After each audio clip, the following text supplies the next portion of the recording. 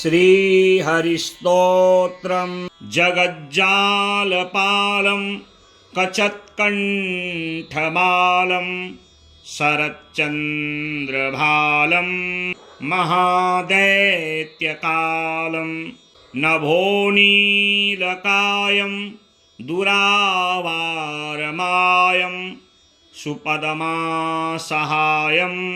भजेऽहं सदाम्भोधिवासं गलत्पुष्पहासं जगत्सन्निवासं शतादित्यभासं गदाचक्रशस्त्रं लसत्पीतवस्त्रं हसच्चारुवक्त्रं भजेऽहं रमाकण्ठहारं श्रुतिव्रातसारं जलान्तर्विहारं धराभारहारं सदानन्दरूपं मनोज्ञस्वरूपं धृतानेकरूपं भजेऽहं जराजन्महीनं परानन्दपीनं समाधानदीनं सदैवानवीनं जगज्जन्महेतुं सुरानीककेतुं त्रिलोकैकसेतुं भजेऽहं कृताम्नायगानं खगाधीशयानं विमुक्तेर्निदानं हरारातिमानं स्वभक्तानुकूलं जगद्वृक्षमूलं निरस्तार्तशूलं भजेऽहं समस्तामरेशं द्विरेफाभकेशं जगद्बिम्बलेशं हृदाकाशदेशं सदा दिव्यदेहं विमुक्ताखिलेहं सुवैकुण्ठगेहं भजेऽहं सुरालीबलिष्ठं त्रिलोकीवरिष्ठं गुरूणां गरिष्ठं स्वरूपैकनिष्ठं सदा युद्धधीरं महावीरधीरं भवाम्भोधिधीरं भजेऽहं रमावामभागं तलानग्ननागं कृताधीनयागं गतारागरागं मुनीन्द्रैः सुगीतं सुरैः सम्परीतं गुणौघैरतीतं भजेऽहं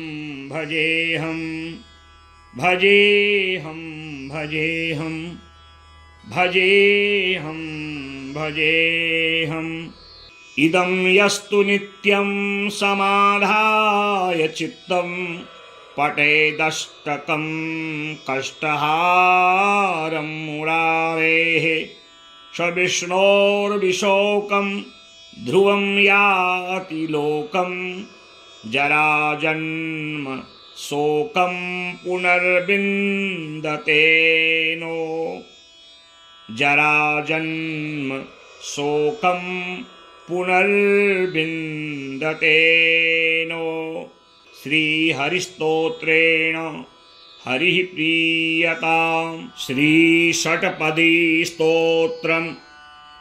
ॐ अविनयमपनय विष्णोदमय मनः शमय विषय मृगतृष्णां भूतदयां विस्तारयोतारय संसारसागरतः दिव्यधुनी मकरन्दे परिमलपरिभोगसच्चिदानन्दे श्रीपतिपदारविन्दे भवभयखेदच्छिदे वन्दे सत्यविभेदापगमेनाथ तवाहं नमामकीनस्त्वं सामुद्रो हि तरङ्गः क्वचन समुद्रो न तारङ्गः उद्धृतनगनगभिदनुजदनुजकुलामित्रमित्रशशि दृष्टे दृष्टे भवति प्रभवति न भवति किं भवतिरस्तारः मत्स्यादिभिरवतारैरवतारवतावता सदा वसुधां परमेश्वर परिपाल्यो भवता भवतापभीतोऽहम्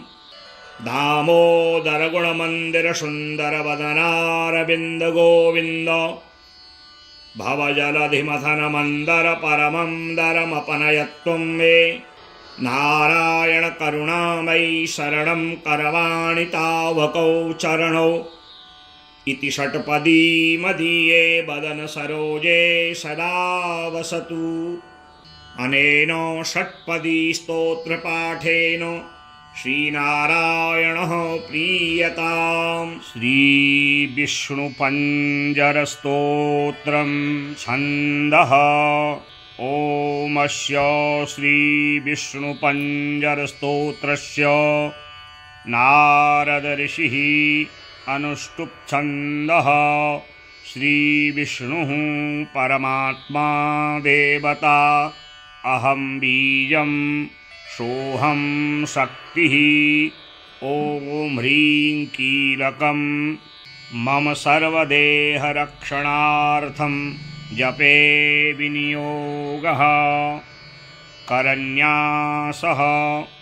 ॐ नारद ऋषये नमः शिरसि, अनुष्टुप्छन्दसे नमः मुखे, श्रीविष्णुपरमात्मा देवतायै नमः हृदये, अहं बीजाय नमः गुह्ये, सोऽहं शक्तये नमः पादयोः। ॐ ह्रीं कीलकाय नमः पादाग्रे। ॐ ह्रां ह्रीं ह्रूं ह्रैं ह्रौं ह्रः इति मन्त्रः। ॐ ह्रां अंगुष्ठाभ्यां नमः। ॐ ह्रीं तर्जनीभ्यां नमः। ॐ ह्रूं मध्यमाभ्यां नमः। ॐ ह्रैं अनामिकाभ्यां नमः। ॐ ह्रौं कनिष्ठिकाभ्यां नमः। ॐ ह्रः करतलकरपृष्ठाभ्यां नमः। हृदयादिन्यास। ॐ ह्रां हृदयाय नमः। ॐ ह्रीं शिरसे स्वाहा। ॐ ह्रूं शिखायै वसट्। ॐ ह्रैं कवचाय हुं। ॐ ह्रौं नेत्रत्रयाय वसट्। ॐ ह्रः अस्त्राय फट्। ध्यानं। परं परस्मात् प्रकृतेरनादिकम् एकं निविष्टं बहुधा गुहायां, सर्वालयं सर्वचराचरस्थं नमामि विष्णुं जगदेकनाथं। श्रीविष्णवे नमः।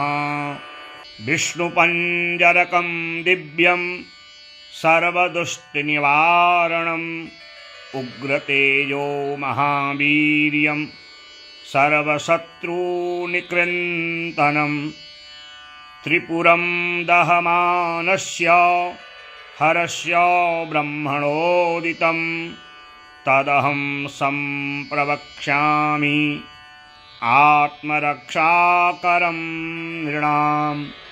पादौ रक्षतु गोविन्दो, जङ्घे चैव त्रिविक्रमः, उरु मे केशवः पातु, कटिं चैव जनार्दनः, नाभिं चैवाच्युतः पातु, गुह्यं चैव तु वामनः, उदरं पद्मनाभश्च, पृष्ठे चैव तु माधवः, वां पार्श्वं तथा विष्णुर्दक्षिणं मधुसूदनः, बाहू वै वासुदेवश्च, हृदि दामोदरस्तथा, कण्ठं रक्षतु वाराहः, कृष्णश्च मुखमण्डलं, माधवः कर्णमूले तु ऋषिकेशश्च नासिके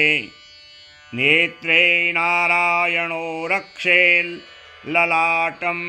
गरुडध्वजः कपोले केशवो रक्षेत् वैकुण्ठः सर्वतो दिशम् श्रीवत्साङ्कश्च सर्वेषाम् अङ्गानां रक्षको भवेत् पूर्वस्यां पुण्डरीकाक्ष आग्नेयां श्रीधरस्तथा दक्षिणे नारसिंहश्च नैऋत्यां माधवोऽवतु पुरुषोत्तमो मे वारुण्यां वायव्यां च जनार्दनः गदाधरस्तु कौवेर्याम् ईशान्यां पातु केशवः आकाशे च गदा पातु पाताले च सुदर्शनं सन्नद्धः सर्वगात्रेषु प्रविष्टो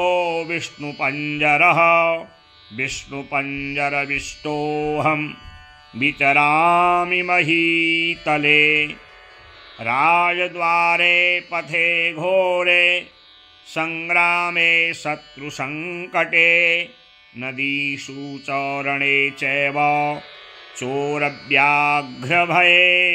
च डाकिनी प्रेतभूतेषु भयं तस्य न जायते रक्ष रक्ष महादेव रक्ष रक्ष जनेश्वरः रक्षन्तु देवताः सर्वा ब्रह्म विष्णु महेश्वराः जले रक्षतु वाराहः स्थले रक्षतु वामनः अटव्यां नारसिंहश्च सर्वतः पातु केशवः दिवा रक्षतु मां सूर्यो रात्रौ रक्षतु चन्द्रमाः पन्थानं दुर्गमं रक्षेत् सर्वमेव जनार्दनः रोगविघ्नहतश्चैव ब्रह्मः गुरुतल्पगः श्रीहन्ता बालघाती च सुरापो वृषलीपतिः मुच्यते सर्वपापेभ्यो यः पठेन्नात्र संशयः अपुत्रो लभते पुत्रं धनार्थी लभते धनं विद्यार्थी लभते विद्यां मोक्षार्थी लभते गतिम् आपदो हरते नित्यं विष्णुस्तोत्रार्थसम्पदा यस्त्विदं पठते स्तोत्रं विष्णुपञ्जरमुत्तमम् मुच्यते सर्वपापेभ्यो विष्णुलोकं स गच्छति गोसहस्रफलं तस्य वाजपेयशतस्य च अश्वमेधसहस्र्यं फलं प्राप्नोति मानवः सर्वकामं लभेदस्य पठनान्नात्र संशयः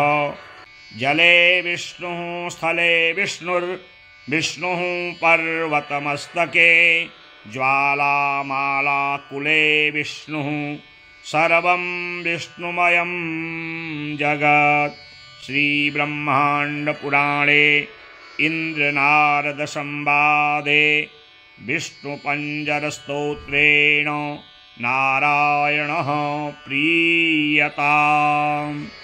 भगवान विष्णु के रक्षा कवच रूपी विष्णु पंजर स्तोत्र का पाठ करने से समस्त भय बाधा रोग दुख शत्रु का शमन होता है।